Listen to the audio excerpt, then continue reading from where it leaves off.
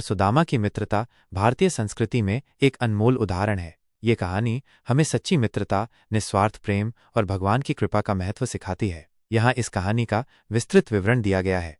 बचपन की मित्रता। कृष्ण और सुदामा उज्जैन में महर्षि सांदीपनि के आश्रम में साथ पढ़े। वे एक दूसरे के गहरे मित्र बन गए। सुदामा एक गरीब ब्राह्मण थे, जबकि कृष्ण एक राजकुमार थे। लेकिन उनकी मित्रता में कभी भी धन या सामाजिक स्थिति का भेद नहीं आया। गुरुकुल में रहते हुए उन्होंने एक साथ शिक्षा ग्रहण की और एक दूसरे के साथ कई प्रकार के खेल खेले। सुदामा की दरिद्रता।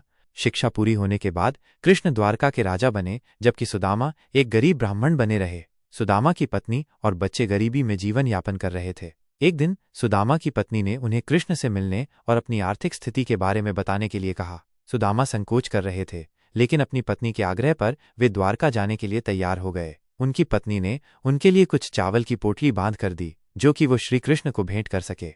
द्वारका में मिलन। जब सुदामा द्वारका पहुंचे तो द्वारपालों ने उनकी दयनीय स्थिति देखकर उन्हें रोकने की कोशिश की, लेकिन जब कृष्ण को पता चला कि उनके बचपन के मित्र सुदामा आए हैं, तो वे नंगे पांव दौड़कर उनसे मिलने आए। कृष्ण ने सुदामा को गले लगाया और उन्हें अपने महल में ले गए। कृष्ण ने अपने आंसुओं से सुदामा के पैर धोए और उन्हें सम्मान के साथ अपने सिंहासन पर बैठाया। श्री कृष्ण ने सुदामा से पूछा कि वो उनके लिए क्या लाए हैं। तब सुदामा संकोचवश चावल की पोटली छुपा रहे थे, परंतु अंत में श्री कृष्ण ने वो पोटली ले ली और बड़े प्रेम से उस चावल को खाया।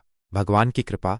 सुदामा ने कृष्ण से अपनी आर्थिक स्थिति के बारे में कुछ नहीं कहा, लेकिन कृष्ण सब कुछ जानते थे। जब सुदामा अपने घर लौटे तो उन्होंने पाया कि उनकी झोपड़ी एक भव्य महल में बदल गई है। उनके परिवार को धन और समृद्धि प्राप्त हुई। कृष्ण ने सुदामा को बिना मांगे ही सब कुछ दे दिया। कहानी का महत्व।